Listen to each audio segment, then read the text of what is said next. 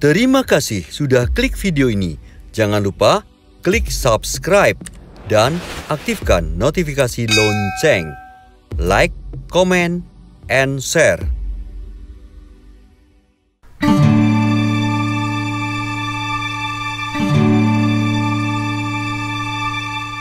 Halo pemirsa, kali ini kita pengen bahas sesuatu yang sangat penting ya, yaitu tentang mengelola keuangan untuk keluarga bersama Mbak Ati dari Sekolah Finansial. Ahli tentang ilmu keluarga. Nah, ilmu keluarga ya. Oh ya, Ati gitu ya, gitu. Oke.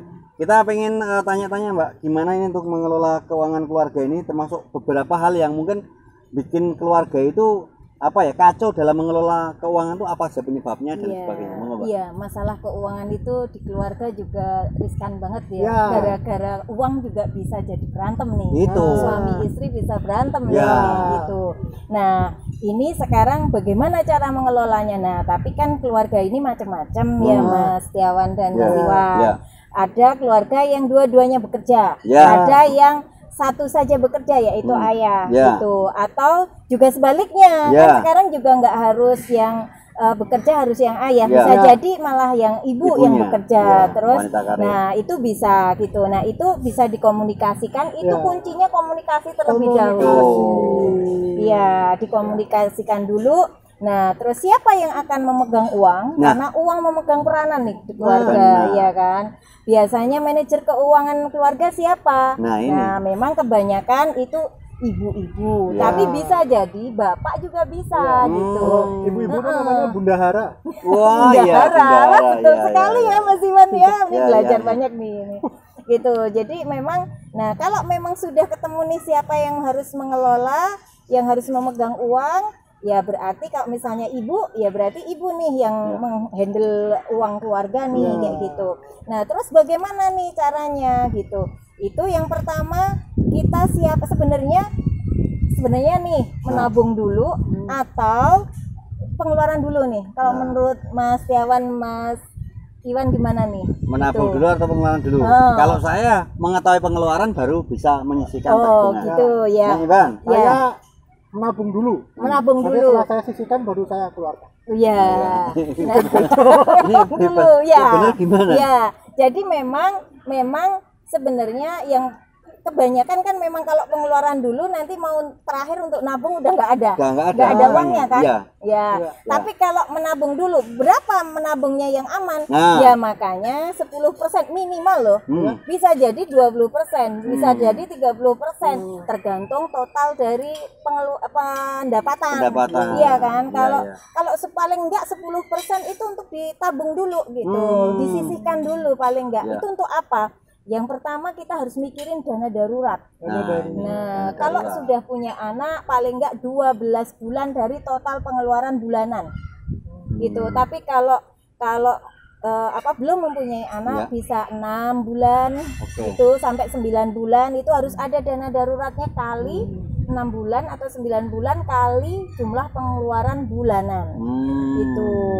Nah, itu kalau tahu pengeluaran bulannya gimana? Ya dicatat gitu. Kan sekarang banyak aplikasi tuh di Google Play Store banyak sekali nih. Jadi nanti pemirsa bisa, pokoknya yang penting bisa catat gitu. Kalau memang nggak perlu nyatet pakai tangan, pakai nulis gitu ya, pakai gadget, gitu, pakai handphone aja gitu, itu bisa.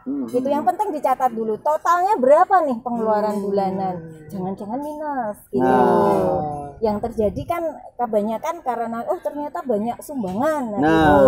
Terus akhirnya malah pinjam sana pinjam sini gitu. Makanya yang pertama memang tadi ada alokasi untuk dana darurat dulu.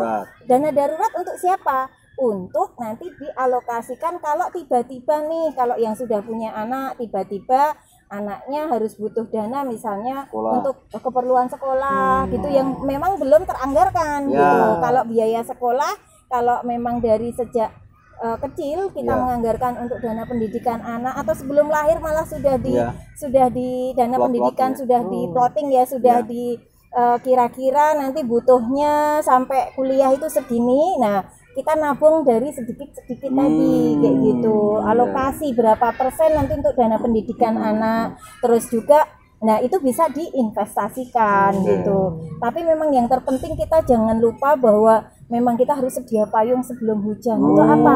Mengasuransikan.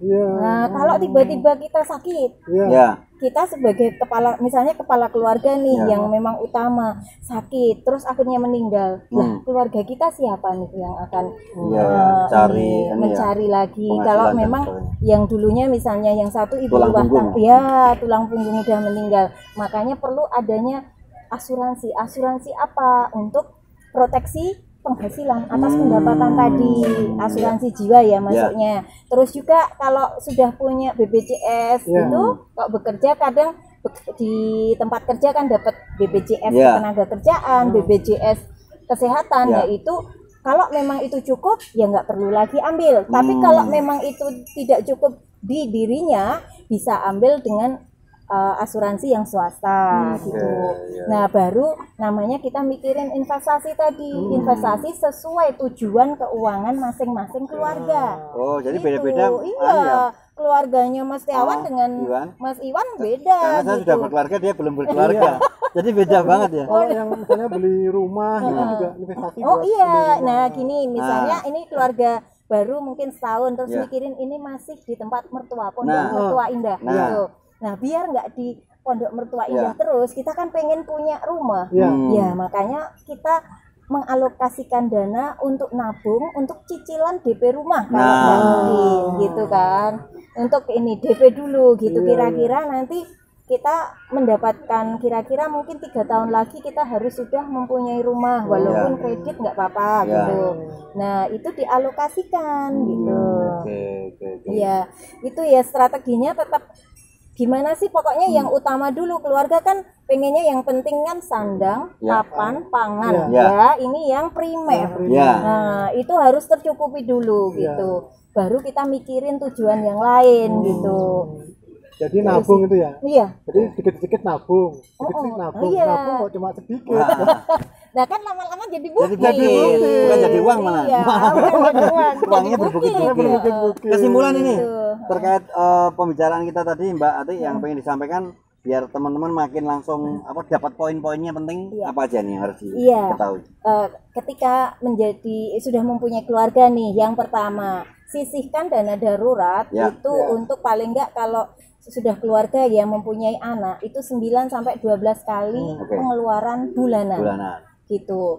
Nah, terus yang kedua, ketika sudah mempunyai keluarga, yang faktor komunikasi paling penting gitu.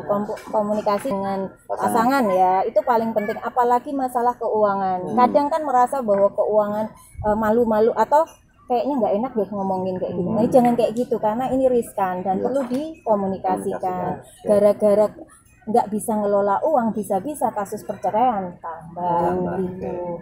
Begitu. Itu ya. Oke. Itu Mbak, terima kasih sekali untuk penambahan ilmu bagi kita ya. Sangat-sangat awam banget ya, nggak paham-paham tentang pengelolaan keuangan. Semoga demikian juga untuk pemirsa mendapatkan pencerahan. Kita jumpa lagi di lain kesempatan. Sampai jumpa.